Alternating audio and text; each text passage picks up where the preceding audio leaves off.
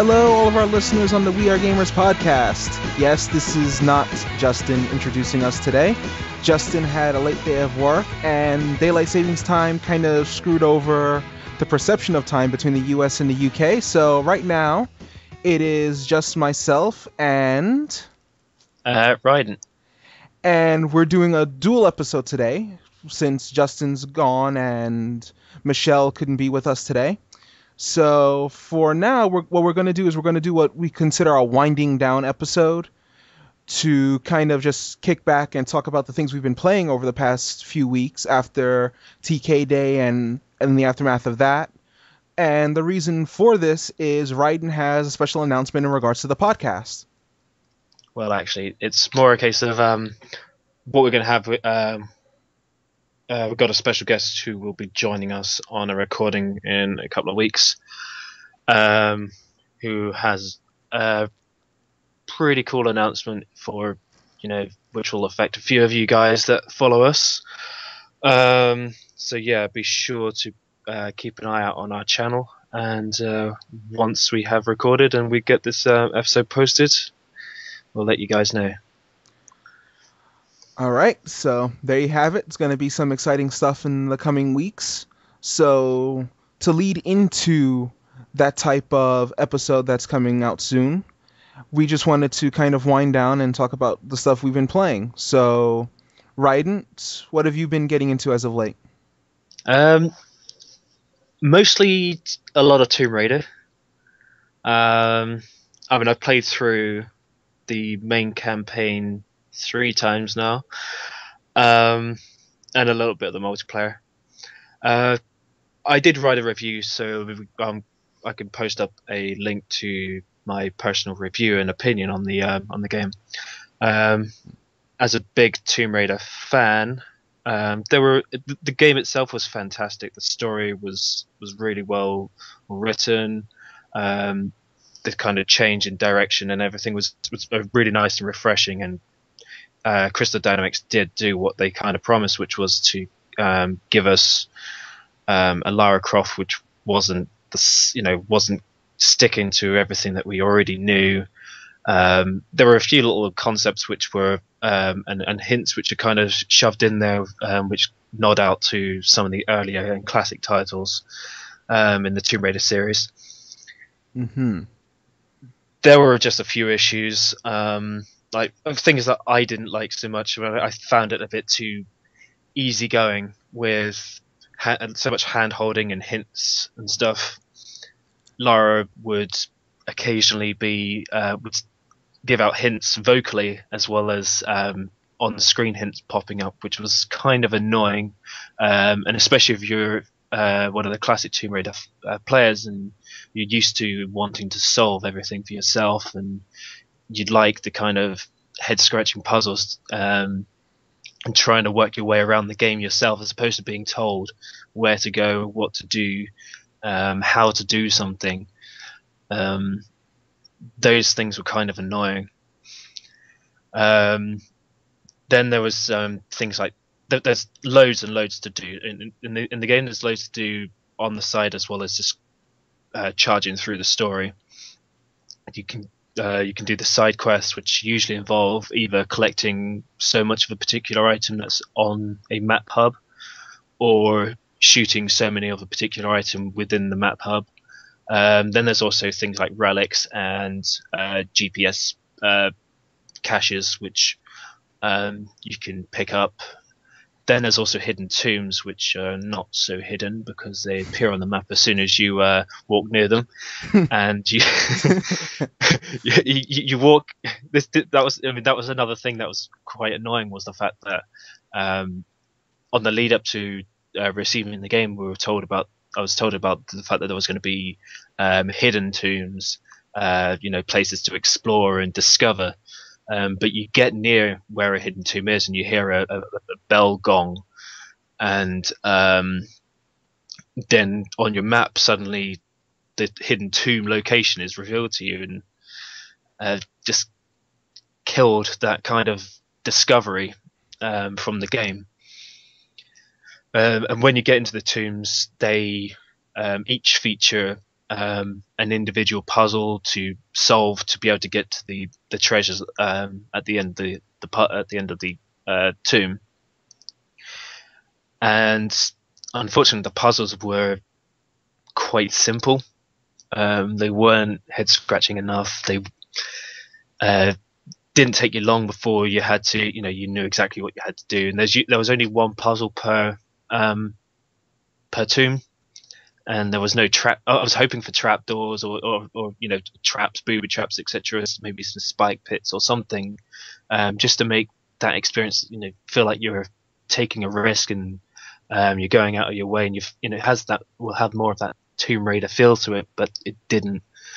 And even when you do get part of the way through your puzzles, you were getting hints as to what you need to do. I mean, there was a puzzle where there was a lift, and I had to put weights on the lift, but obviously the lift was stuck down, and then Laura would tell me that maybe I need to lose the weight from the lift and wait for it to raise up, and I don't want to be told that, and I knew that's what I had to be doing, and to then be told that just kind of while I was in the process of doing it, just ruined that experience for me in a way.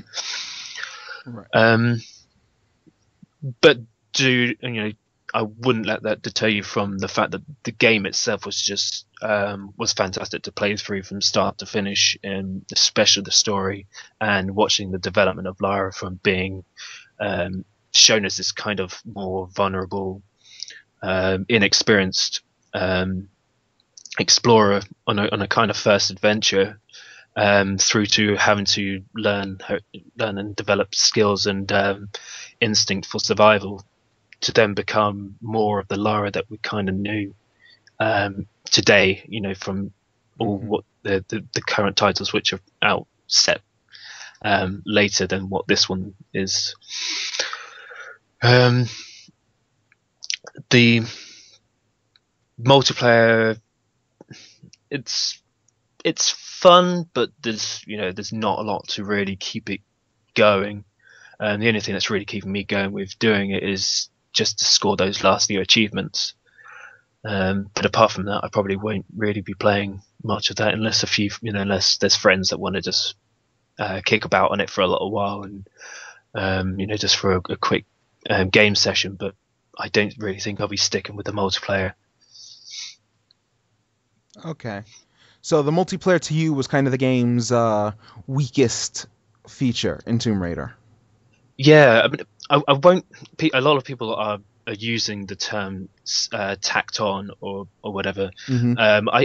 From playing the game, I can see that they had two different teams. They had a team that did the multiplayer, which was Eidos Montreal, and they had Crystal Dynamics, which did the single player story. And you can tell that no resources were taken away from the single player to then put the multiplayer in. They were done separately. They had their reasons for doing a multiplayer, and that was because they experimented with multiplayer on Lara Croft Guardian of Light, with the cooperative play and things like that. And they thought, maybe they'll bring in a multiplayer element, and I guess it's kind of testing the waters as to whether or not people would play it. But I wouldn't say it's a tacked on feature. It's not completely necessary, and there's a lot of games which have multiplayer already, and a lot of games which have multiplayer and have a very short life. I have a feeling this is probably another one of those. But I kind of said that about Mass Effect 3, and I've recently got back into playing some of that on the multiplayer and have so. Yeah. I guess depends on what friends are doing. Yeah, that usually turns out to be the case. Like if a friend wants to jump in, you decide to play with them on that game and stuff like that. Yeah. I have ideas for how I'd like the game to go. What I'd like to see in future Tomb Raider titles, but I don't really want to kind of spoil anything in the story for anyone who hasn't played it or is part of the way through playing it that may be listening. Right. But I mean, if anyone does have any questions and stuff, they could probably hit me off on Twitter if you use at Rident FFXI, I'm sure I can maybe answer some questions. Okay. Other than that, and obviously other than the jumping into a little bit of Mass Effect multiplayer, I've been playing Atelier Ayesha, which I only got a couple of days ago. Nice. But from the start off, I was really quite engrossed in the game. I did post a few things on my personal Facebook page and stuff. It's got a very kind of, how you maybe say, a like girly look to the style and everything else, but underneath it all, there's a really really good core RPG in there, and there's some really good elements of, like, the turn-based battle fighting system is very good. There's the support system when you are fighting. You build up, I think it's called support, or team support or something like that. You have a bar, and as soon as you've filled it up, you can then do a support move when someone does an attack, so you can do 2 attacks in one turn. Those little things are really really quite cool, especially against some of the tougher monsters that you encounter in the game. And on top of that, then there's God knows how many things you can create, recipes and stuff. I mean, you're basically taking on the role of an alchemist. She doesn't know she's an alchemist. She thinks she's just an apothecary, but she's an alchemist. She does. She learns how to synthesize products and items like weapons, armor, medicines, bombs, any other useful items, or even other ingredients for other items. You basically go around. You can go around. You forage. You can buy, or you can obtain through questing some of the little ingredients and stuff to make the synthesis items. So that's quite a deep element that's in the game. The voice acting is brilliant.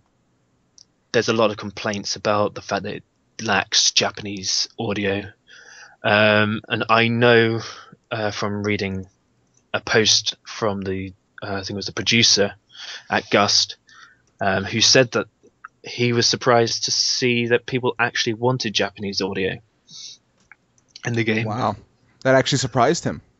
Yeah, because they've included Japanese audio, but Yeah. I think they included it lazily, in a lazy way. So they did the English dub and just left the Japanese audio in. But this time they produced it in, for the West, and it's taken people to shock at the fact that there's no dual audio. He did say there was no plans to actually release a Japanese audio for the game as DLC or anything, but made a promise that they'll consider it in future Atelier titles that they release. But yeah, if you like Japanese RPG games, I would definitely recommend the Atelier series. I mean, I've had a little go on in Tottori, and that was really good, but I didn't quite get around to finishing it off, mostly because God knows how many other games were coming out at the same time, so I kind of got distracted and caught into doing something else. But what I've tried of this, I mean, if you wanted to kind of stay current, it's definitely one to pick up. Okay, cool.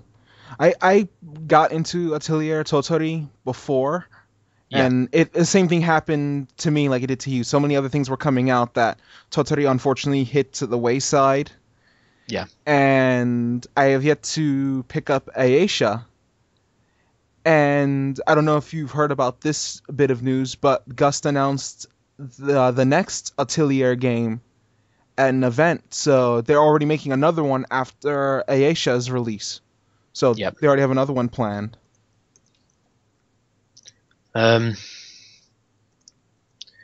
because they've got that. Then they've just had Tottori release on the PS Vita, which I mean it's pretty much the exact same game in standard. There's only a couple of extra features which include the using the touchpad. But I think the main thing is the fact that you can play this game on a handheld, and it's a pretty decently sized game, and it'd be a nice addition to kind of take around. The unfortunate thing is there's only a digital version of it available, no physical version, Right. which kind of sucks, especially where people are a little restricted on their space on memory cards or whatever. Yeah, I get you. So you would overall say it's very worth getting into Atelier Ayesha. Yeah, I mean, from what I've played so far, I mean, I don't know what time I ended up going to bed last night, but I was so hooked. There's so many quests and so many things to do, little events and stuff. You are always wanting to do that next bit, and then you find yourself, next thing you know, you've played it for another hour, even though you said you're only going to play it for another 5 minutes. It's quite easy to get lost in there. Apart from that, it's really only been a bit of Dynasty Warriors 7 Empires. Yeah, I've been getting on that as well. But I mean, with the TK Day, I was doing all sorts of other things. I didn't actually get much time to play Dynasty Warriors Empires during TK Day because I was playing a lot of Ken's Rage 2 because we were hoping to do a tournament for that. We didn't really get enough feedback, so didn't end up running the tournament. But I did play a lot of Ken's Rage 2 during then, so I kind of put off Empires, so I got back into playing as much of Empires as I can around Tomb Raider. Yeah, I'm currently playing as Liu Bei, and I just married Shao Kahn. Wait, your Liu Bei is cheating on Sun Shangxiang? What is this? She's not even joined me. I tried to invite her to join me, but she was like, nah. That's no excuse. That's no excuse. She wasn't part of Shu historically either. Well, I've taken a different stance on the whole game, the whole Three Kingdoms story. This is what really happened, okay? For added irony, you should have married Diao Chan, and this would have been like Kessen 2 all over again. What's funny is my first playthrough I did with my customized character, and now in this playthrough I keep encountering him. I keep taking over the areas where he's a free officer in, and every time he ends up moving on to a different area, and I keep encountering him every time. But I'm only on my second story. I played my first scenario through pretty quickly. But the second one's taken a little bit longer, but that's mostly because of these other distractions. Right, I get you. For me, I'm still on my first run through of DW7 Empires. I'm still playing Lu Lingqi, the creative character I made, under Lu Bu's army, and we're starting to get a little bit ahead, because before it was like an even split of North and South, with South being Sun Jian. But now we're starting to cut into their territory, but when we cut into their territory, now they're coming to attack us, and it delays things even further. So far, this has probably been the longest I've played in Empires mode. Of just straight play time. This is probably the longest I've played in Empires mode. Because right now there are different things that you can do. You have to wait on your ruler to make the decision to make the attacks. But while you're doing that, you have to do skirmishes to build up your finances, build up your different fame types, and just little touches like that have been helping keep the game going and not feel, I guess boring. Because I haven't been bored with this one. I've been playing one playthrough, the longest I've ever played an Empires playthrough before, and I'm not bored with it. It's just been a constant, run, and the only time it gets boring I should say, is when I have to wait for Lubu to make a move, and then I just tell him, okay, there's an area right there. I skirmished it for you. We can, you know, look in that direction. What I find really cool is that there's just so many events that you can do, and there's just so many different ways you can play the game. Right, right. Like if you want to, you just be the brave general, or you can just be that backstabbing traitor like Lubu was, and just be like, okay, I'll just take your kingdom from out from under you. Yeah, and you can you know, if you make it to ruler, just behead everyone that you capture. Yeah, like that one time in my run through where Lubu he was kind for a time, and then Cao Cao attacked him like 6 times too many, and then Lubu just decided to get out his executioner's axe because the Cao family has now been cut from, off the top of my head, about 6, 7 members to just 2. Cao Cao and Cao Pi are all that are left. Cao Ren is dead. Cao Hong is dead. And I have yet to see anyone else with the name Cao on my map. Now, did you do which scenario did you do? Did you do the one where you encounter Lu Bu at Hulao? Yes. They beefed him up there, didn't they? Oh yeah. That actually took me off guard. It did me.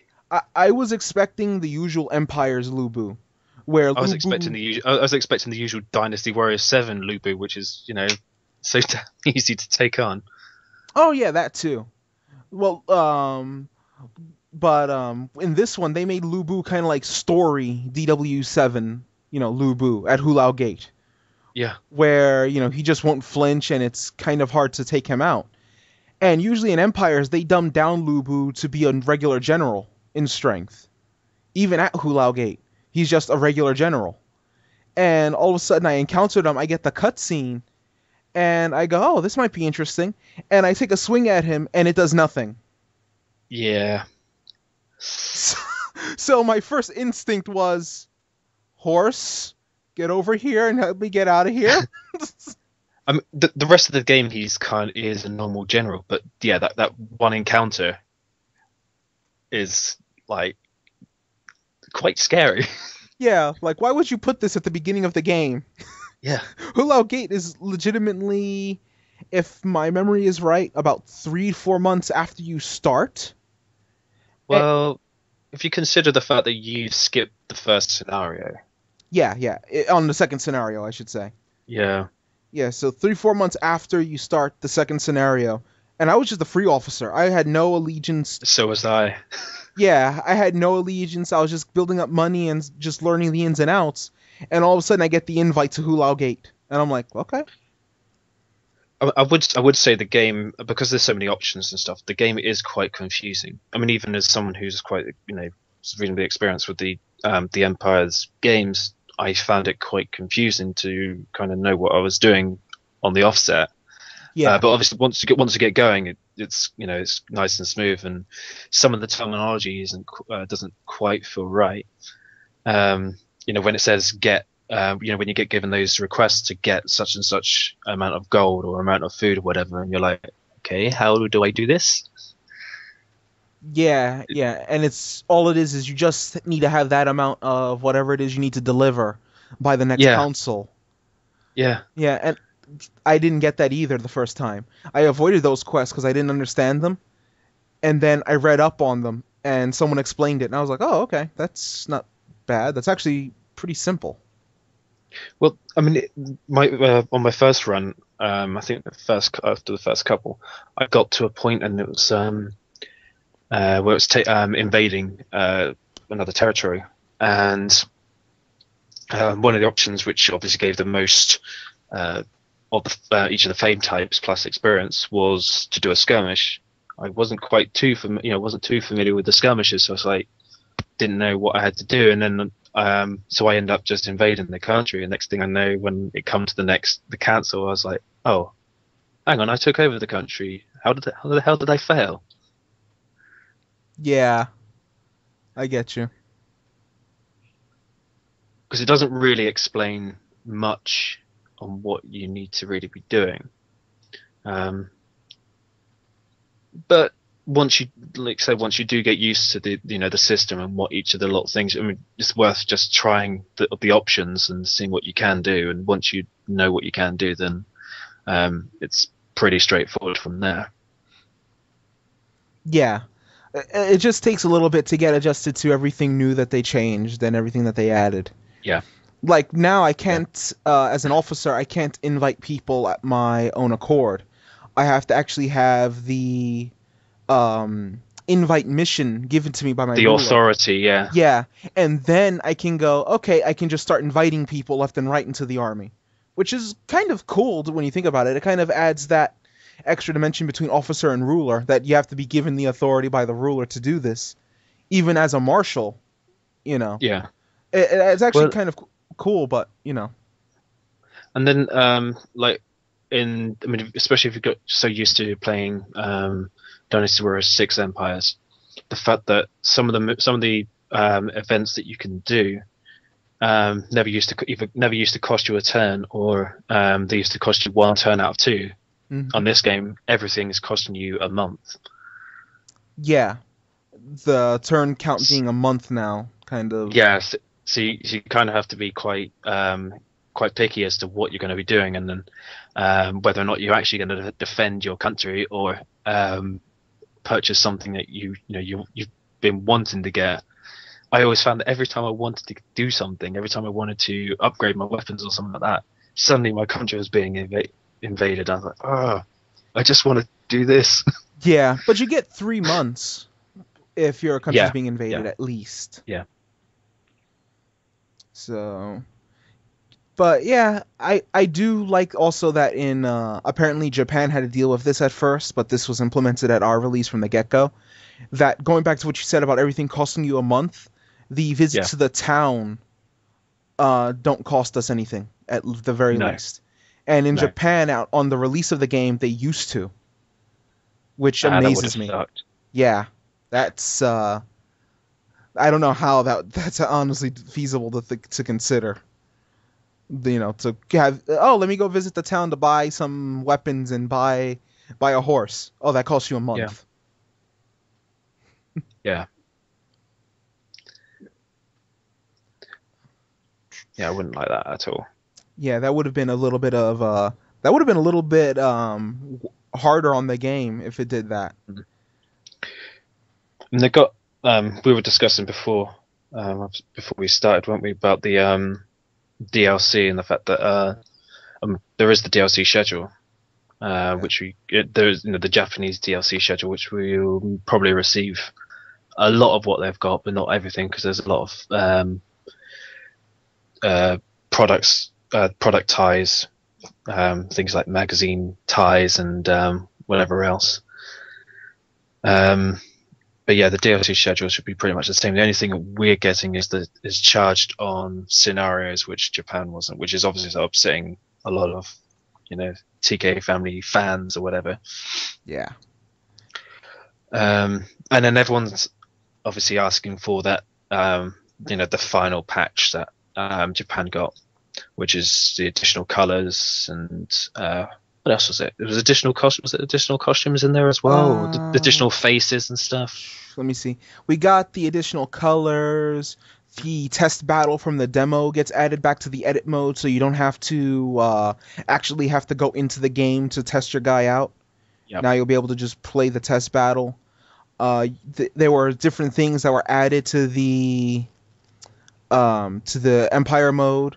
Like now you can set the fame levels to be randomized, and you can adjust your own creator warriors fame levels at the start. The ability to resign from a faction is also added in a new patch in Japan. And that's something that people do want to be able to do, so it's not like that you have to lead a coup against the army. You can just say, I'm done, and then resign, like the other games allowed you to do as an officer. Yeah.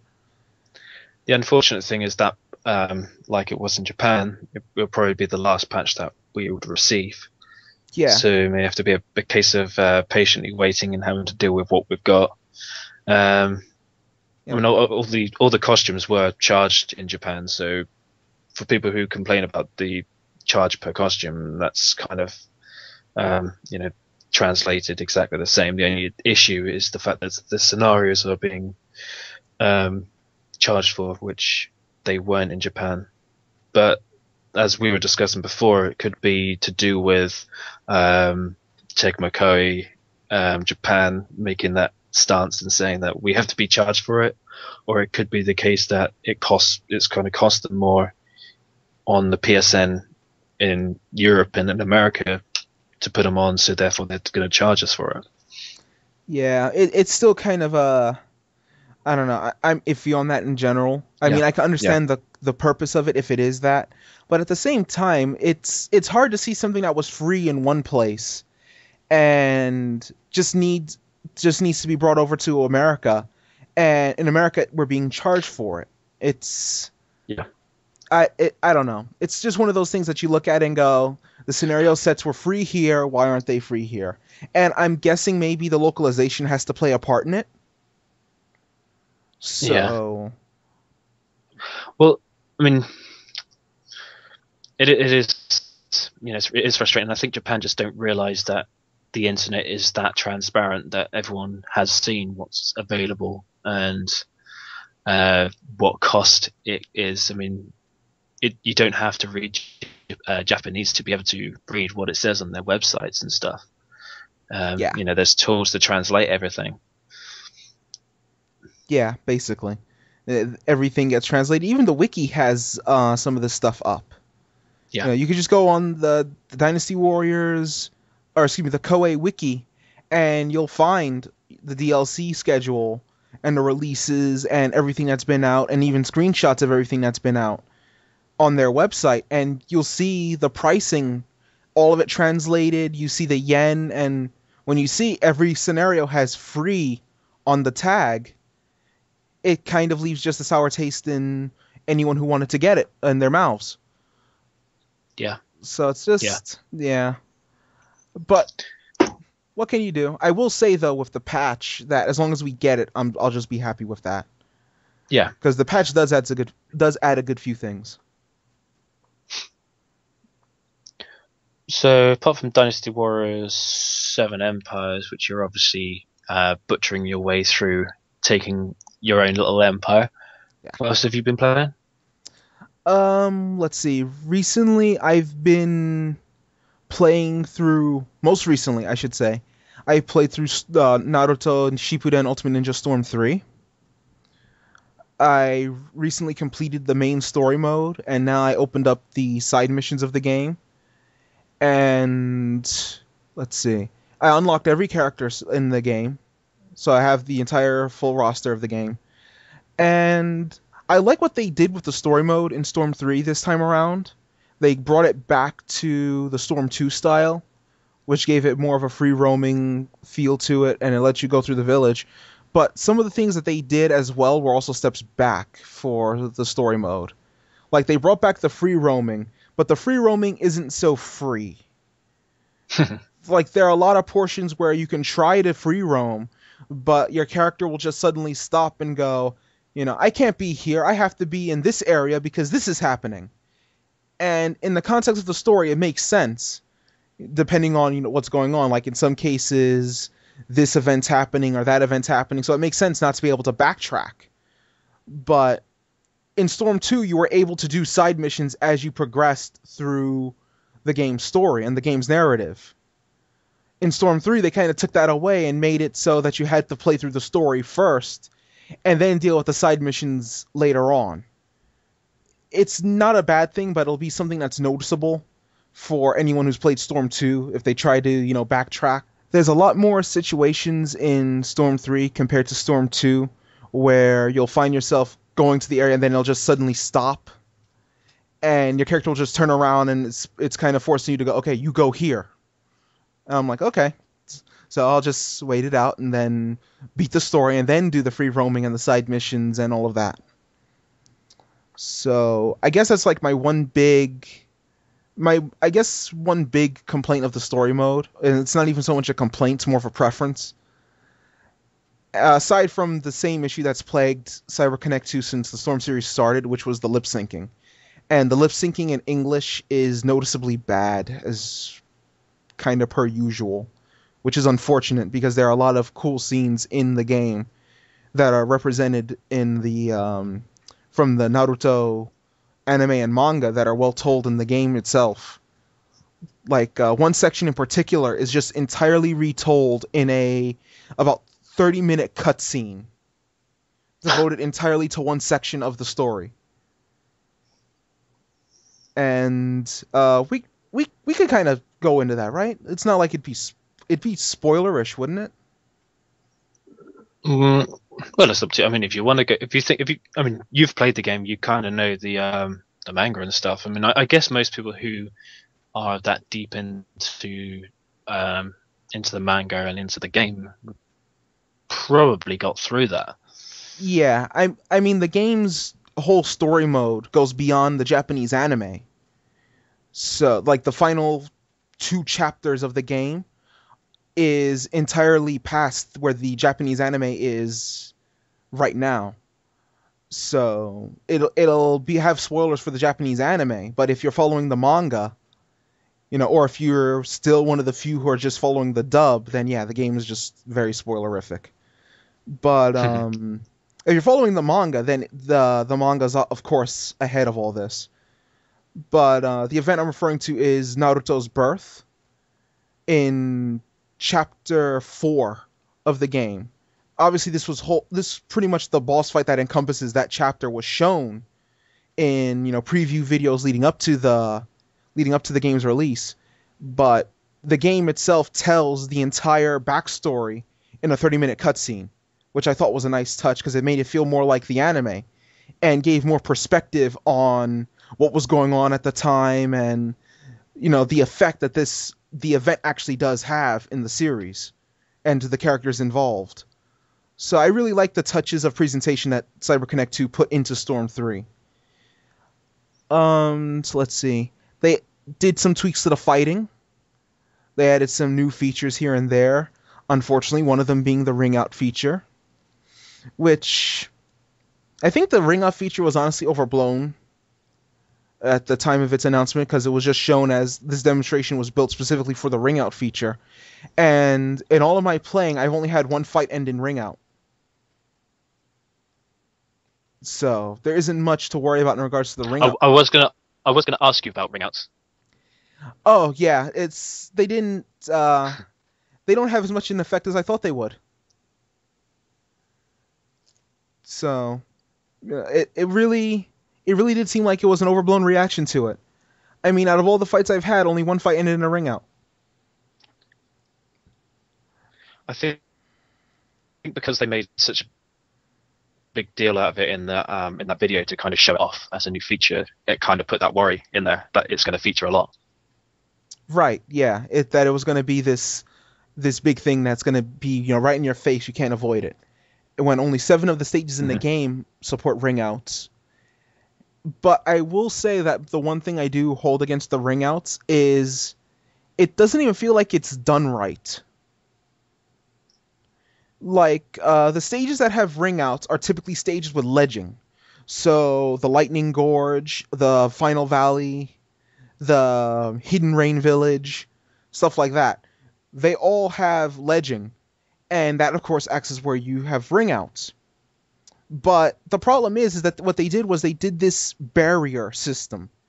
Like, nothing that the stage itself provides, even though the stage itself provides its own barriers. Now, because of the ring outs. But what they did was, if you knock someone into the edge of the territory, you'll see, like, this purple barrier. And once you knock them into that barrier, you make the barrier crack.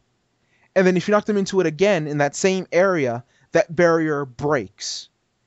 And then one more time in that same spot of the barrier, they'll be sent flying out of the ring. Which your support characters can save you from, and they'll just toss you back in. But I just feel that it's kind of a flawed way of handling the ring out system if the stages have their own built-in barriers. Or like a gate or something that you can break through. That almost seems like you're meant to break through. But you then add in this this quote-unquote invisible barrier.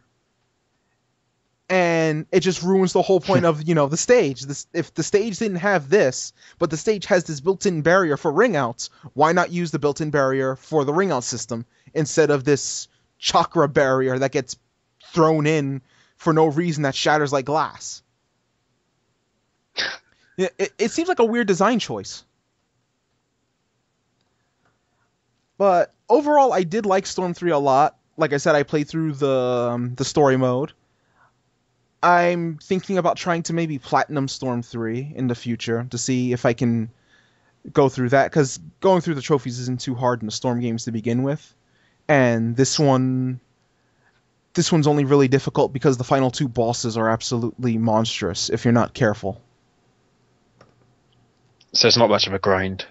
No, Generations was a grind. That one was very much a grind to go through. But Storm 3 is more of a difficulty spike. Like, most fights are easy until the final 2 bosses. And then it can be very nightmarish. Especially the final boss himself. Sounds like my experience with Tekken Tag Tournament 2. Everything's easy until the bosses, and then gird your loins, gentlemen. Yeah. But yeah, Storm 3 as a whole, it's a very good game. I'm typing a review for it for the Tumblr page, so whenever that comes up, it'll probably be retroactively linked in the description of this video. It probably won't be up by the time this video is up, since the review, I'm still going over certain things of the game itself and talking about the features, and I have to play the online to incorporate that into the review. Because I've yet to touch the online, because I'm always scared of Storm games online after Storm 2. So, yeah, after a while, I'll have a review up for that, and then I'll probably pop it into the video description when it's ready. Cool. Aside from that, as you also probably could tell since I did finish a review for this game, I was playing Metal Gear Rising. Completely beat the game. Absolutely loved Rising. Very fantastic game. I would highly recommend it for anyone who's an action game fan, or even a Metal Gear fan who just wants to give it a chance. I would highly recommend giving Rising a shot. It's a very well done game. I absolutely love it. I can't pretty much praise it enough for what it did for showing that you can take a game and properly put it in a genre that it's not a part of. Like Metal Gear isn't known as an action series. It's known as a stealth war series. Rising shows that you can take one of the lead characters from Metal Gear and take what he does in the series and make that into a proper title in and of itself as a spin-off, or a spin-off / sequel that Rising is to MGS4. There are a lot of Easter eggs for MGS fans in the sense of the codec conversations that you can have with certain characters. There are multiple references to other tidbits of Metal Gear, like the cardboard box is a little bit of a reference thing. You can hide in a cardboard box, and you'll even find enemy soldiers in cardboard boxes as an Easter egg, and you actually get a reward for finding all the soldiers that hide in those boxes. So it's a nice little reference to throw in, especially since one of the characters pops in on the codec after you find your first one and makes a subtle reference as to, I wonder how they learned that. And, it's stuff like that that kind of shows that it has the Metal Gear Solid DNA in it. That it takes itself seriously, but not too seriously. No, I also got that this week, but I only managed to cram in a couple of hours, so I've not got that far. But yeah, from my experience, I think I did 2 of the bosses, the very first 2 bosses, and very, very good experience so far. The action sequences and some of the moves you can pull off, and it's very well paced. Some people have complained that this story was actually the overall story is too short. I think some people clocked around, was it 5 or so hours? Yeah.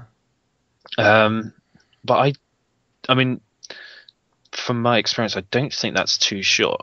I mean, some people think it is.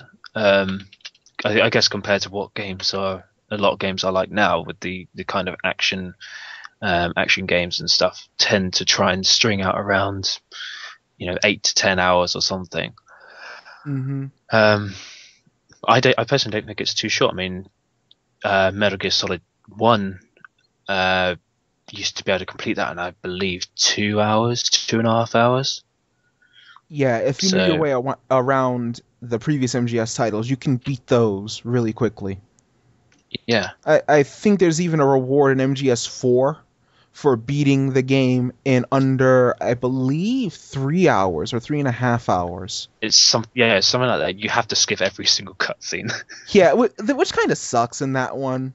Because I do like the Yeah, cutscenes in MGS4, but they're just so long that they will take away your chance at doing that trophy. Because you have to skip every especially cutscene. especially that final one. Yeah, I think you actually have to make room for the final one. Because I think the final one can't be skipped. I'm not sure. So Right. you pretty much have to save like a half hour before that cutscene hits, or excuse me, before you beat the game, and then when that cutscene hits, just let it run, and then that'll count toward your time. But the rest of the cutscenes you have to pretty much skip, especially I believe it's Act 3. Yeah, the end of Act 3 with Liquid Ocelot, with the Guns of the Patriots system being Yes. Yep. revealed. And that's one of the nicest cutscenes in the game, and you have to skip it because it's an hour long on its own.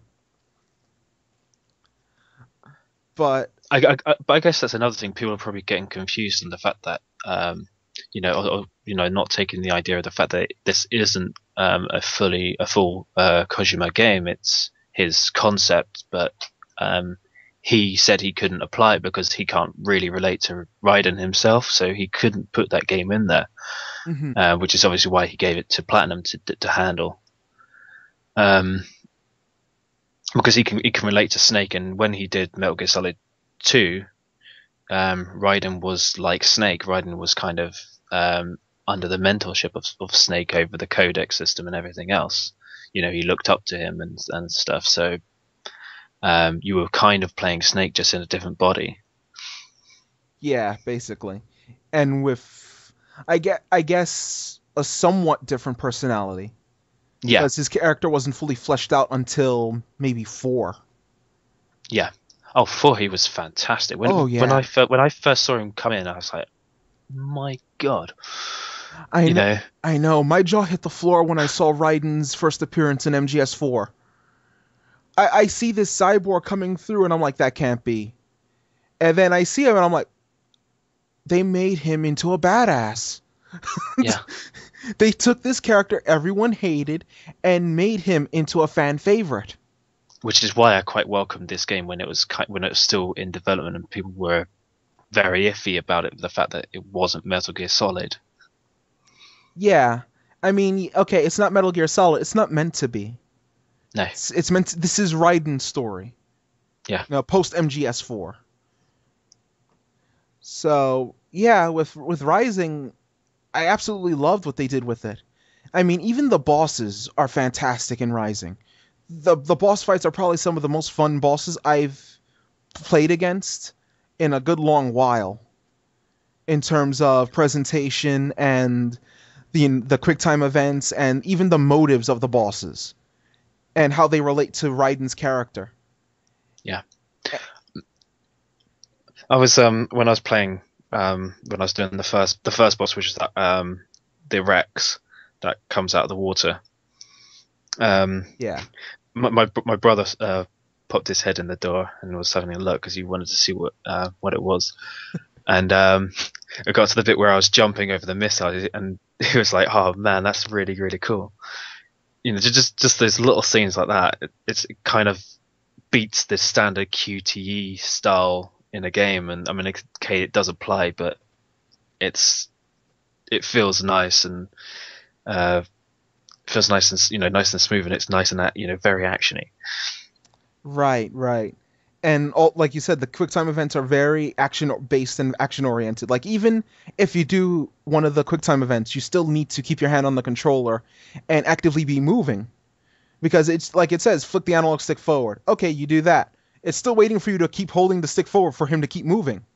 Hmm. So these quick time events feel more interactive than, just press a button, do this, and watch this and that. But the thing is, it's done in a way that you can watch and you can, keep in line with the action. Yeah. But back to what you were saying about the time for Rising in terms of the time it took to beat it. My clock. Okay, I think this is where people get the misconception of Rising's clear time. My clock at the end of the game had about 6 hours logged into it. 5-6 hours. The 5 to 6 hours is just taking into account the playthrough of the game. It doesn't take into account cutscenes. It doesn't take into account retries. I've had, I think, 11 retries. So it doesn't take into account any of those. It doesn't take into account VR missions, from what I can tell. It doesn't take into account anything outside of you actively playing acts or files 0 through file 7. All of the gameplay is counted in that time. The actual time I have logged into the game is found at the start of the game when you load up your file when you begin. And at the end of the game, my file time was about 13 hours. That counts cutscenes and retries and VR mission attempts and stuff like that. So I think that's the misconception a little bit of the time. Yeah. Because overall, yeah, you can beat it in 5 to 6 hours, but that's probably just pure gameplay. Or unless you're that good at the game and you're able to breeze by it, then yeah, your time can be that short. Your time will be that short, actually, if you can get a grip on the game and breeze through everything. And one of the unlockables as well helps make the game easier by a good ton in regards to what the character can do and his strength and stuff like that. But I think the overall time that you should be looking at is more the time at the file at the start when you load up the game rather than the time of when you beat the game, since it cuts a lot of the things that would normally be accounted for in gameplay time out. I like what the game does as well, where it has the that score-based system on the sections. So you kind of, if you do score quite poorly, you kind of want to go back and succeed a lot better. Right. You want to go in and try to get at least your A's or S's. Yeah, and there's even a chapter select that you can go back to specific chapters if you wanted to and redo, those missions. If you feel that you could, like, for instance, if you feel like you can do chapter 1 better, you just go to chapter 1 and just play through chapter 1 and try to, not only do you have to keep I think your S rank's more consistent, but you also just keep improving and keep improving. And then eventually when you S rank everything, then you can say that chapter's done. Although there is no worse feeling in that game than S ranking every mission in a chapter, and then at the end when you see your countdown, either realizing you missed one or not S ranking the boss. Because you can miss encounters in this game. You can actually skip encounters, and if you do skip them, the game will not count them toward your ranking. I believe if you even stealth kill, like if you go into a mission and start stealth killing things, instead of just jumping in and letting them all alert and then letting every enemy just come at you, it doesn't count toward your ranking. Because you took the easy way out. You stealth killed everything. But if you jump in at the start and let yourself be known and let them all see you and trigger the encounter, then you can get ranked. So there are some parts where you can actually miss encounters because of the stealth system. And so unlike Metal Gear Solid, the idea is get in there and fight. Right, pretty much. And I think they did it as a balance, so to speak, because you can stealth kill everything, and yeah, you'll get through everything unscathed, and you'll be just fine. You'll kill everyone while you obviously go through it with stealth. But because of how that also, you killed everything, you're not going to get graded on it because it's a cheap kill. You went behind a guy and you stabbed him. And in essence, I think that also kind of plays into Raiden's character a little bit more as well, since he's also, as referenced in the game and even part of his backstory, he's a samurai history nut and a movie nut in regards to kung fu, martial arts, and the samurai. And I guess the concept is that there's no honor in the stealth kill. You're not confronting them, head on. So maybe that's where they got the idea from, that they don't count stealth kills toward your ranking. It's the best thing I can come up with. But like you said, it's very unlike a Metal Gear game that a stealth kill kind of penalizes your ranking. Since if you don't get ranked on it, you can't get an S rank. So have you S ranked everything, or pretty much? No, I haven't yet. What I've been doing is I've been trying to do the VR missions, the old set that the game came with. There are 30 new VR missions that DLC added, but I haven't gotten to those yet. But what I've been doing is I've been doing VR missions. I've kind of been farming battle points to develop my weaponry and my pretty much fill out what I don't have already. And once I do that, I'll probably try to go for S ranks. I mean, the game's enjoyable enough that this won't feel like a grind. Yeah. So, yeah. Oh, and the music for Rising. The music is fantastic in Rising. It's probably one of my favorite game soundtracks to have come out in a while. I actually bought... I've quite enjoyed what I have heard so far. Yeah, I actually bought the vocal tracks album for Rising, and that pretty much includes all of the themes in the game that are sung. So all of the boss themes are on it. All of the themes of when something big happens in the game that you hear singing in the background, those themes are on it, and the credit theme is on it, as well as instrumentals for majority of the songs as well. So, yeah, I would highly recommend Metal Gear Rising. I have my review up on the Tumblr as well for that, and yeah, I'll probably link that in the description as well for this video when it's up on YouTube. So for those listening, be on the lookout in the description for Rident's Tomb Raider review and my Metal Gear Rising review. One thing I will say, though, for Rising is when you see the last trailer for Metal Gear Rising, it's almost the most straightforward trailer Kojima has made, from my recollection. Because Kojima himself directed and made the final Metal Gear Rising trailer. And if you're not careful, you kind of spoil yourself in terms of the game by watching that trailer. Like, a lot of the things get spoiled in Rising. I mean, there are certain things that are typical Kojima, certain scenes mixed and matched, that when you see the final game, they don't match that way. But it goes against Kojima in a sense, that trailer. That it just seems the most direct of his trailers.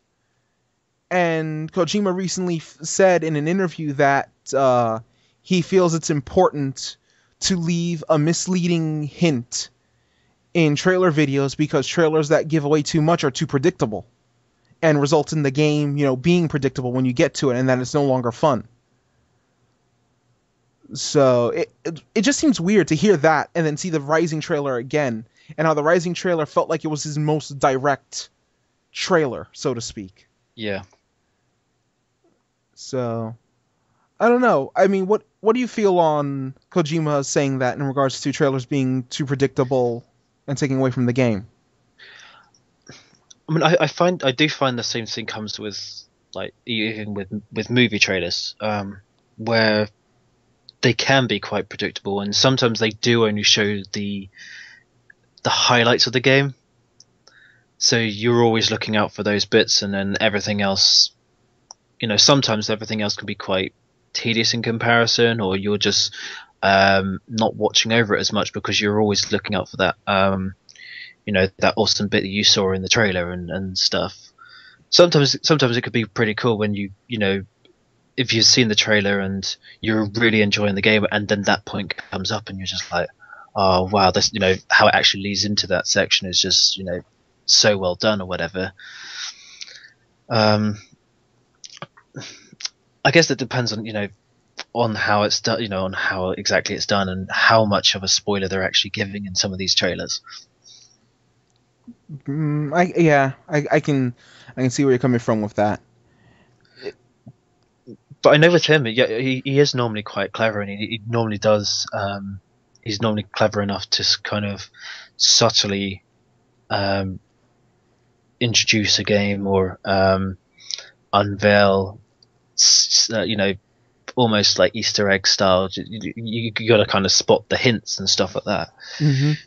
Like what's it called? In the style of an Easter egg, an interview that was conducted with Jeff Keighley on the Phantom Pain, which was that talked about a game that came out from the VGAs that so many people are trying to decipher the trailer and read into the hints and everything.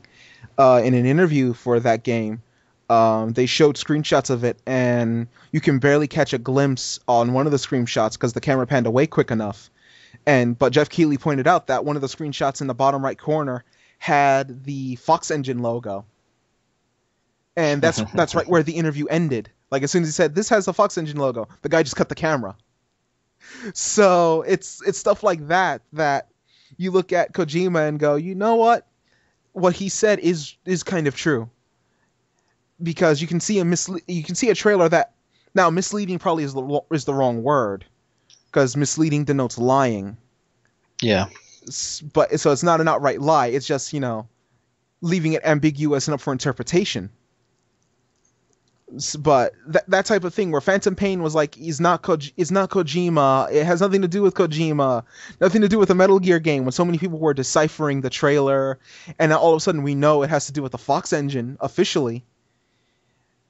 It kind of builds up. It has people talking about Phantom Pain and what's coming out for the Metal Gear series and what does this have to do with the other, and it builds up. And the fact that one of the characters in that thing looks so much like Snake. Right, the lead, I believe, of that trailer. Yeah, and the character that was on fire in that trailer looked like, if I'm not mistaken, Vulcan from MGS3, which in and of itself is kind of weird, but we don't know the context of any of this, which again, it builds up more hype and more people are talking and guessing and figuring things out, and it's these Easter egg little things that are coming out. When people are talking about it being Metal Gear Solid 5, but I don't know. It could just be. It could just be a concept trailer, and the fact that they've just implemented characters which they've got, so basically they can show what they can do with these characters, these models of characters, and implement them into a trailer to show off what the Fox Engine can do nowadays. But I don't know. Right. And sometimes when trailers give too much away, that all of a sudden you hit this part and you're like, oh, this was the part in this trailer. And it's kind of a buzzkill for something that could have been something big, and suddenly it falls flat. Like, going back to what you said about Tomb Raider, this might be a bit of a sensitive topic, but the rape scene in Tomb Raider in the trailer, that I've seen a relative of mine play Tomb Raider, because we have the game, I just haven't played it myself, but it's relatively nothing compared to the buzz that was made out of it. Yeah.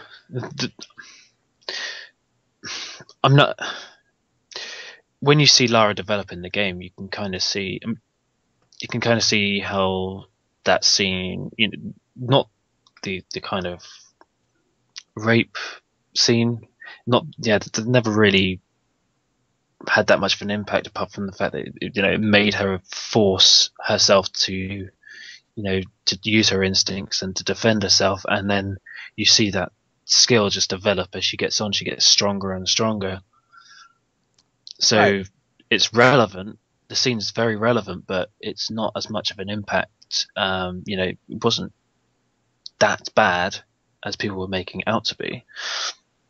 No, it kind of got overblown, which is probably one of the downsides to a quote unquote misleading trailer, or one that's ambiguous, because then you get the kind of wild jump to conclusions, which is like we just mentioned, the infamous scene with Tomb Raider, that it was nothing to make a big deal out of. Well, the thing is, it wasn't.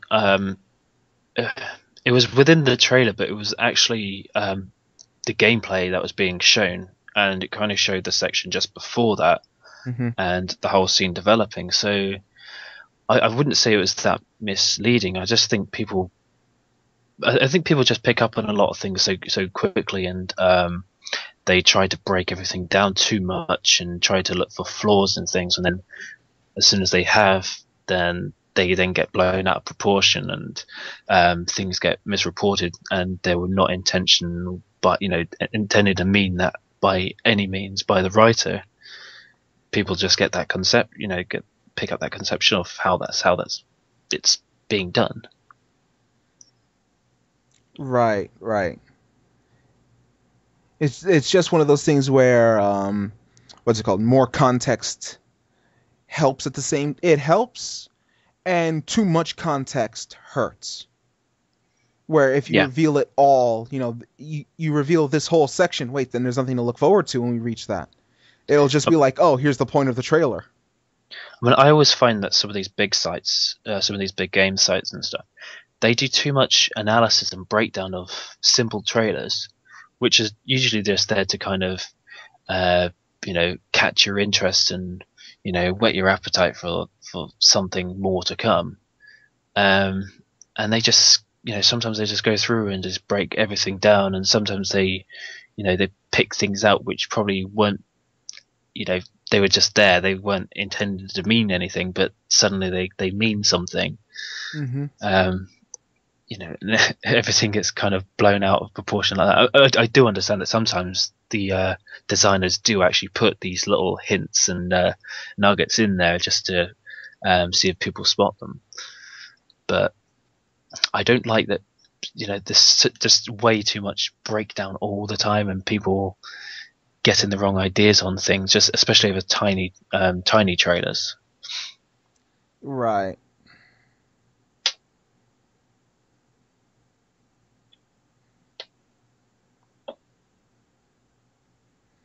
I don't know. It's like I said, I can understand where Kojima's coming from, especially with trailers, because as you said, it can also lead to,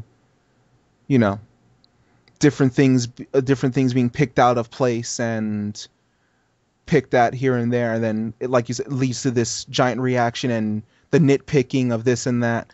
But also it leads to more hype for the final product. So is it worth that? Sometimes it could lead to a kind of expectation of something that someone picks up on something that wasn't meant to mean what it means, and they gain a complete misunderstanding and report on it, and then people have a complete expectation of what they're going to be getting, and when they don't get that, they then get let down. Right. Yeah, when it's all of a sudden it's not exactly as they thought it was going to be, then it becomes this whole, oh, why wasn't it like this and that, and then it's like you said, it becomes a letdown. Yeah. But then there are other cases where it can lead to something bigger. Yes. Best example I can think of is in the MGS3 trailer, where in one of the trailers, I believe, your character was wearing the Rident mask the entire time in the trailer until a certain point, and it showed it as if you were playing Rident in this, this jungle environment, as if you were still playing Rident from MGS2, and then at the very end of the trailer, he rips off the mask, and then that made everyone's, expectations just jump. It went from disappointment and then an expectation boost out of what to expect from the next Metal Gear at the time. So I guess it just depends on how they do it. Yeah. Like, not outright lie, like the term misleading, would suggest, but make it ambiguous. Yeah.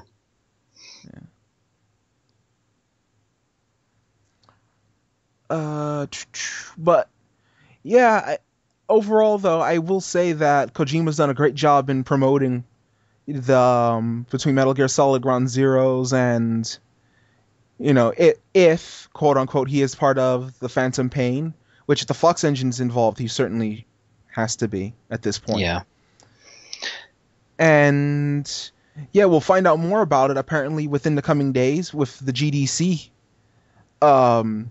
approaching us.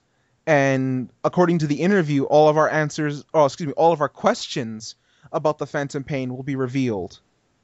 This is when we find out it's just part scenes from Ground Zeroes.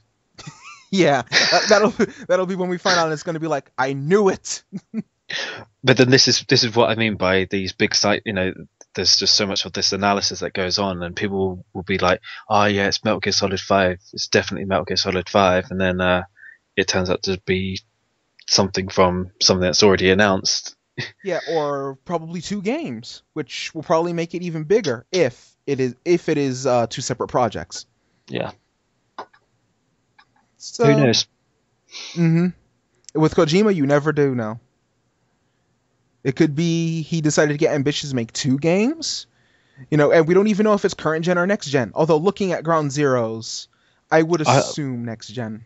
Yeah, I think they were a bit too, they were kind of scared to say next gen when they were showing off the videos, but that's because next gen wasn't officially announced, even though everyone knew it was going on.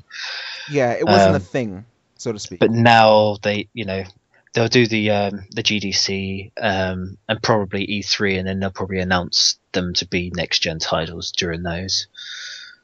Yeah. So, well, we'll find out in a few days what happens with Phantom Pain and Ground Zero, since both of them are apparently scheduled for the GDC. Conspicuous, isn't it? I'm rubbing my beard. Observational skills plus 10.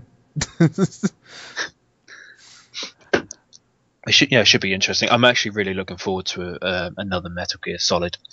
Rising is a nice thing to kind of tie in between, and like you said, it's not Metal Gear Solid, it's something else. It's it's a nice, fast, action-packed game. Right. It doesn't try to be Metal Gear Solid. No.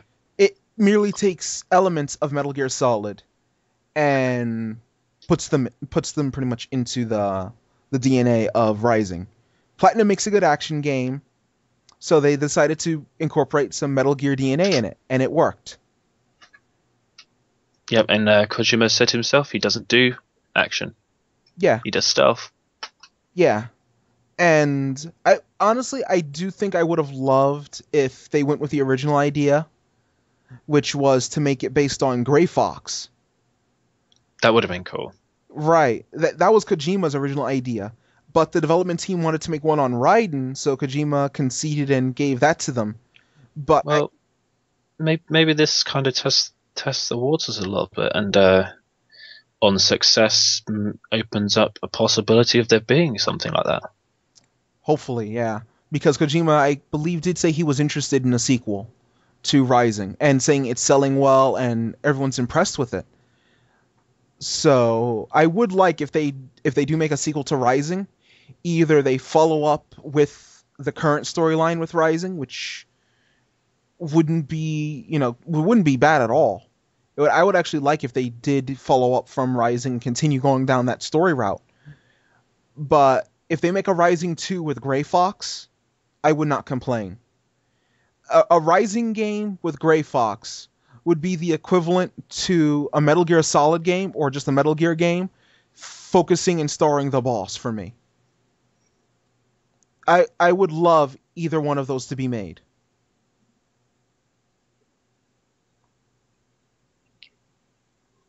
No, I'd definitely love to play as Grey Fox. So, isn't it available as a costume? It is actually. It's available as a DLC costume, but the main thing is it was a pre-order bonus in America. Right. So you had to pre-order from GameStop to get the Gray Fox attire. Now it's just a matter of waiting for whenever Paid release. whenever it will come out on the store. So whenever that comes out, it'll be available. But it started as a pre-order bonus, and the Gray Fox outfit looks nice in Rising from the bits I've seen of it. I mean, I don't have it, but I've seen gameplay and screenshots of it, and it just looks perfect, down to the details and everything. And they even made Gray Fox's sword a separate weapon, as part of the DLC. So you download that, you get the outfit and the sword's a separate thing. So I really am looking forward to what they do with the Rising franchise in the future, as well as if they decide to make, one of those two type of quote-unquote Metal Gear Dream titles.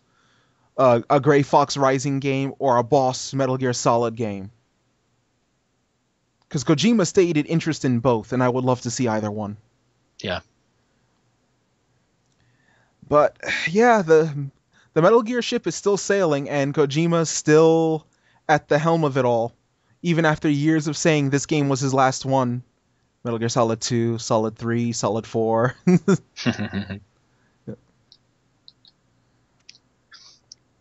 Yeah, but he said when I went to the BAFTAs that,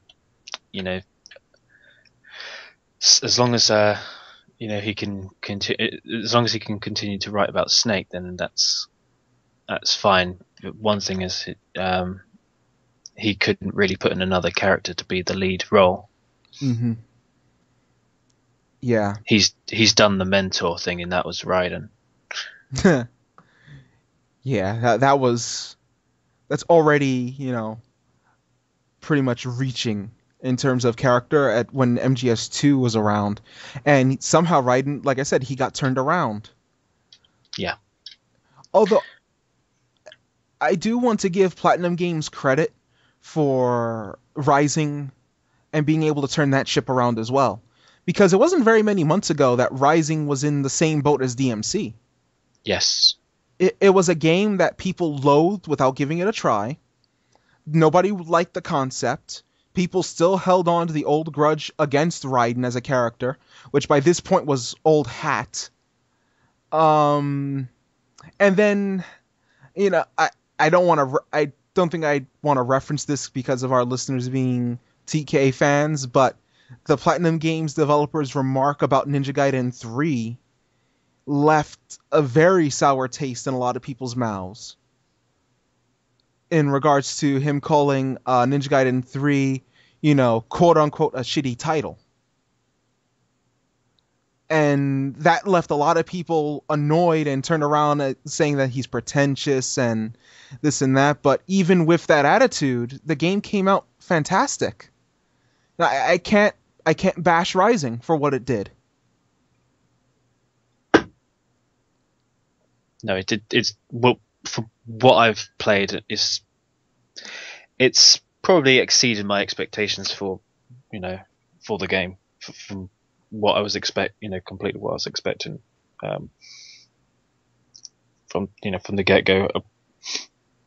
When I recall speaking before about I tried the demos back in Eurogamer and stuff, and I didn't quite get on with the control system and everything else. But as soon as I picked up the full game, it's fine. Oh, so it feels different to you than the demo version? Yeah, I just couldn't quite get used to the controls. I don't know whether it's because of because of where they set you out and the fact that they gave you such a time limit. You were trying to push on with as fast as you can without really getting used to the control system or anything like that. Right. I get you. And now it feels smoother, more responsive, and the controls just feel different to you, right? It feels it feels like a much better hack and slash game. All right. See, I wasn't at obviously any of these events, so I didn't know like the progress that gets made, in terms of a game going from a demo presentation at a conference to a demo on PSN or 360, and then the final build.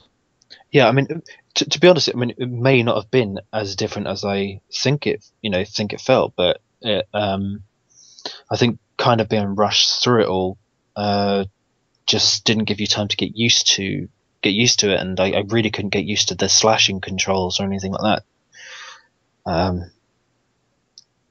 And that was completely changed when I got into the full game. Okay. Okay. That actually does sound like it what's it called, it adds up in regards to like let's say a build at a conference compared to a build 6 months later. Yeah, Yeah, that type of thing. So yeah, that makes sense. but tried the demo today of the Ninja Gaiden 3 Razor's Edge, and I must say it's a massive improvement. I've only played the demo of Ninja Gaiden 3.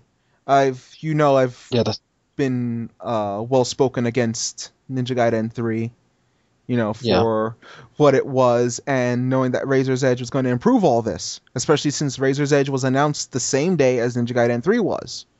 So we knew that they were going to make an expansion to begin with, so it was always better to just wait for the expansion and see what they do with it. And now that Ninja Gaiden 3 Razor's Edge is coming out, I tried both demos side by side to feel the differences, and it feels like an entirely different title. Yep. I mean, so many improvements were made between the game, the gameplay itself. The steel on bone mechanic got nerfed, which I don't know is a good thing or a bad thing. I think it's a good thing. I think it did it way too much in the other game, in the original. Yeah, it killed everything. Yeah, and the fact that it kept, every time you're killing, you were constantly going into the slow steel on bone animation, just enemy on enemy on enemy, just all the time. Yeah, And this time it's really cut that back, so you rarely see that animation. You're getting more, a faster, more fluid fighter. yeah. The steel on bone gets triggered now if you dodge an attack where the opponent's body glows red. So if you see like a red attack or something where they just glow red and like kind of like a blood color, And then hit your strong attack. yeah, if you either hit your strong attack or you dodge it then hit your strong attack, you'll do the Yeah. steel on bone, and the steel on bone now only hits 3 enemies. So you can only do 1, 2, 3, and then your steel on bone just doesn't go further. Yeah. And none of that. What was that? The Nimpo thingy he had before with the dragon coming out and stuff. That none of that this time. It's some decent ninja skills. I think I tried out the flame. I tried out Ayane's one as well. I didn't upgrade her though, so I only tried what she had as standard. Yeah. I tried out the Nimpo for Ryu. I was kind of surprised they took out the dragon one. In a sense, I mean, they could have easily either nerfed it. It would have had to have a massive nerf because it was completely overpowered. Yeah, if I'm not mistaken, it either killed everything or it made everyone surrender.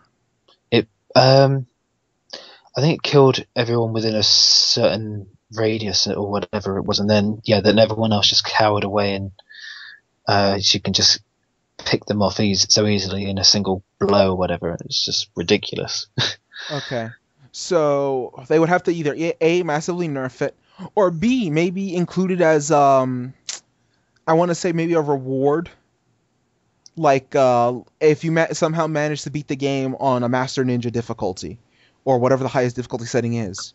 Or even, I mean, because in this game you can upgrade. You can because before in Ninja Gaiden 3 you can't upgrade. You can't. You don't develop experience points or skills. It's what you have, and so this time you have got all the your weapons at your disposal and stuff like that from the get go. But in this you can upgrade your skills, you can upgrade your weapons. So maybe even if it was like a really high tier skill that you've got to earn so much of the skill points, the karma points, and you got to just spend out on that dragon, then that would be pretty cool as well. Yeah, that could have easily worked as like a final Ninpo reward. Yeah, so you have to really grind to get that karma. Yeah, like after you upgrade all your Ninpo, this is your final reward. This Ninpo that is absurdly strong, but you earned it. Yeah. You know, I think I would have liked it if the dragon was moved to that instead of just completely cut from the game. Yeah. But overall, though, I will say that Razor's Edge is a lot better than Ninja Gaiden 3 from the demo I've played. Just that alone is a lot better. The one thing I will say, though, is that the difficulty seems to spike randomly. I found that when I was I was uh, I was getting through enemies pretty easily, although I didn't realize that the hero mode was the easy mode and was doing it on normal. Because I was trying to breeze through just before we started the podcast, so I wanted to at least set it to a level that I could breeze through as easy as possible. But yeah, it's really suddenly picked up on the difficulty. Yeah, I felt that with Ryu's level.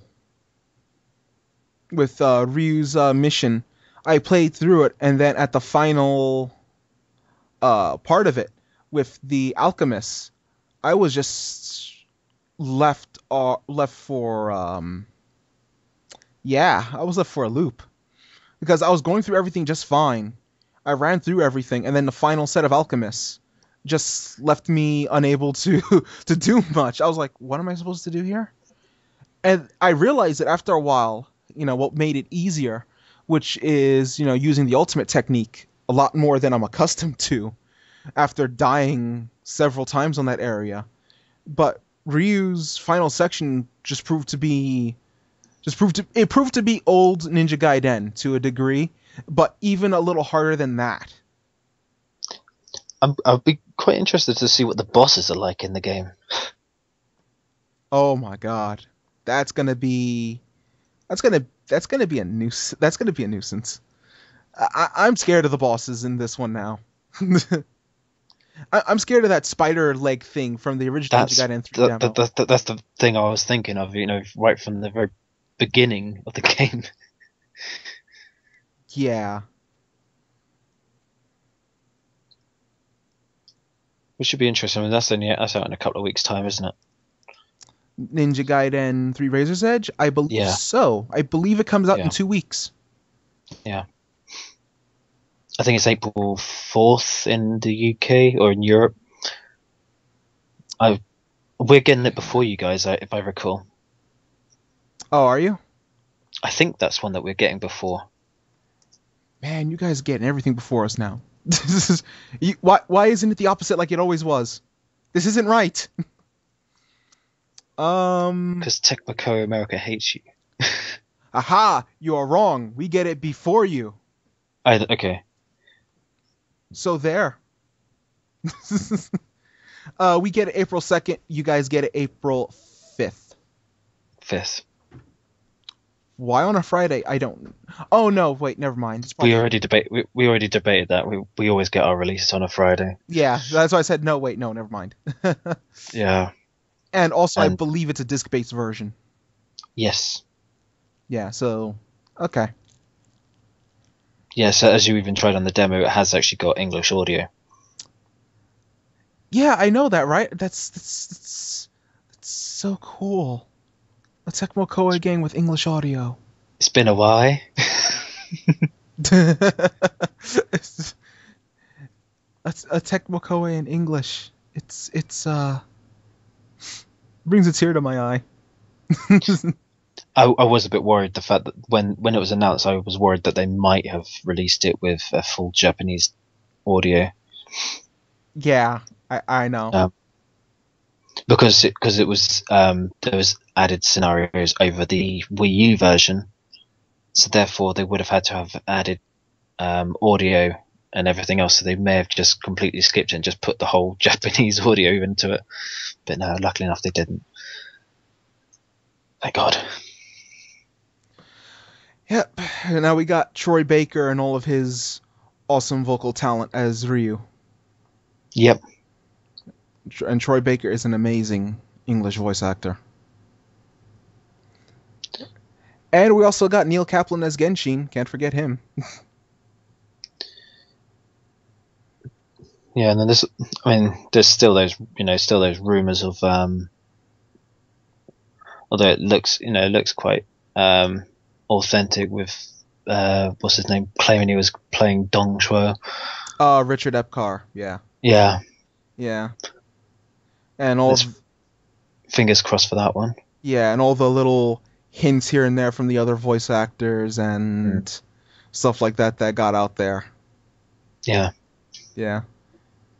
Unless, of course, they're doing a complete overhaul and giving us a DLC for Empires, eh? Well, that would be cool. I would not argue that. I would not argue an English voice DLC for Empires. Actually, do you know what, that would be pretty cool if they did that? They released that as a DLC, even if it came this late on. You know what? I will make the space for that. I would make the space and download it. But yeah, that would be cool if true. Yeah. You already have so many voice actors who have hinted at it. Yeah. Yeah. Some of them not so subtle, others more subtle. Yes. I think Richard Epcar going to voice Dong Shuo is I don't think it's that subtle. And meanwhile, Kaiji Tang and Kal Hebert saying they're both going to the exact same studio to voice characters they have voiced before. That's kind of subtle. That's subtle. Because it doesn't name a role. It just says, hey, we're going to the same place, and we're voicing characters we both voiced before. I wonder if they have voiced characters before together. Like, I don't think so. Or they may have done in the same game, but not recorded at the same time, or whatever. Yeah, aside from obviously special cases. Yeah. So, yeah, I don't think they have many voice roles together at all, actually. Kaiji Tang and Kal Hebert. Just doing a random quick check. Aside from the obvious one, Resident Evil 6, maybe, because of extra voices, and Sengoku Basara. Yeah, see, when it comes to extra voices, that's always a difficult one, because they must do those completely separate. They just basically, I would assume they just do a load of noises and voices for different characters in one or a couple of sessions, and that's pretty much it. I don't think they record in the same manner. Mm-hmm. I can't judge because I'm not a voice actor, so I don't know exactly how it goes on in the studios, but yeah, that's just the impression I get. Yeah, and they voiced in Soul Calibur 5 together as creator character voices. So yeah, they could have been referring to another creator character voice. So there. Soul Calibur 6. Made in 9 months yet again.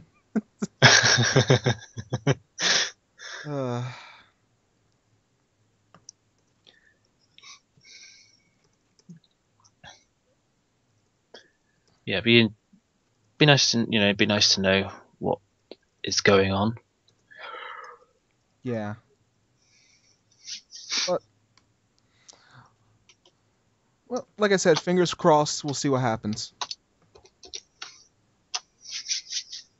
Okay.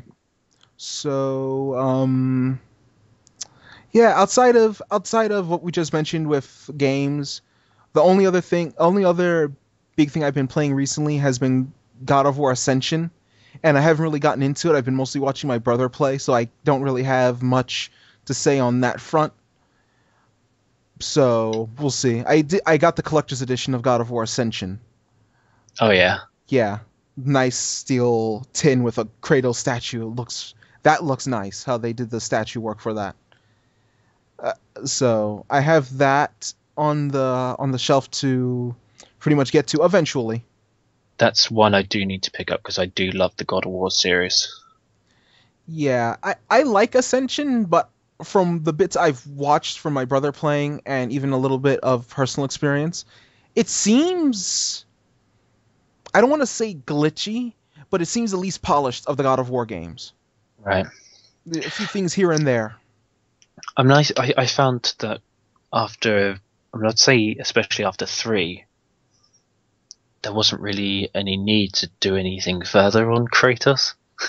There wasn't a need, I will agree, but I do like what Ascension did, Right. which was go back before God of War 1. Yes, it's a prequel, isn't it? Yeah, and tell the story of, obviously, like the narration, likes to point out, it's not easy to break a deal with a god. So how was Kratos able to do it? God of War Ascension goes into that. Okay. So that's the story that it tells. How was it made feasible for Kratos to do what he did? And there's a lot of twists in that story too. I really do like the story. You guys had a pretty awesome deal if you obviously shop at, was it GameStop, I think, for the I'm not sure if it's pre-order or just purchase from the GameStop, and you got the God of War, the whole collection with it. Yeah, I think that was kind of a deal. It's a pretty good deal. Yeah. And obviously, if you haven't already got the previous games, otherwise that would be a bit of a sucky deal. Yeah, then it wouldn't be such a big thing. But yeah, there was a bundle that had Ascension with the HD collection of God of War. Oh no, actually no, it was the God of War Saga set. That's what it was. Yeah. Okay. The 5 games. Yeah, altogether with Ascension. Yep. And that is a good deal for what it was, and especially since kind of not as a knock on the series, but as a little bit of a benefit that it has from this, because it doesn't advance in gameplay by leaps and bounds. The gameplay itself kind of stays relatively the same, but it works. You can go back and play the other God of Wars and not feel like it's outdated. Yeah. Like, I could go back and pick up God of War 2, which I've been getting the urge to doing, and it would feel like the later ones.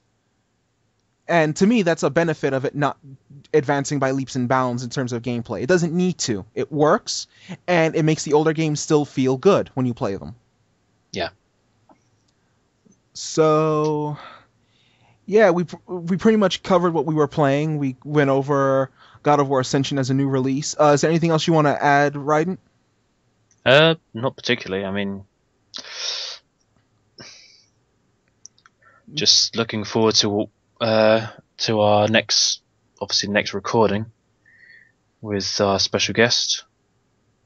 Yeah, that I can't wait to get to doing with that recording. It should be pretty cool.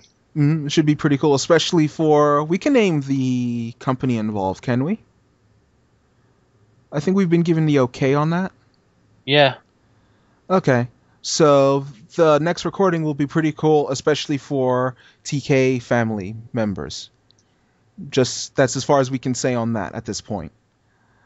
Outside of that, the only other thing I would like to say at the end is I want to give a shout out to the Skullgirls community in raising over $500,000 for the production of new DLC for Skullgirls, for our gaming community to come together for that purpose, and especially the 80 to 90 grand the Skullgirls community got, I believe it was, or around that number, for breast cancer research during the Evo funding for becoming the 8th game.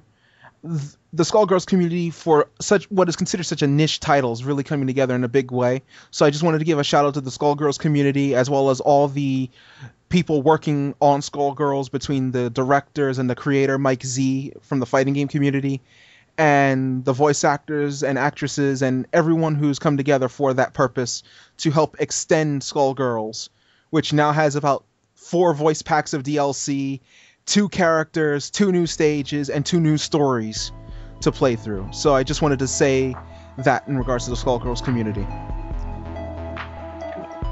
So on that note, this has been Rident for the podcast, and this has been Lawrence signing out, and wanting to wish you all a happy gaming, and take care, everyone. See you later, guys. Okay, later.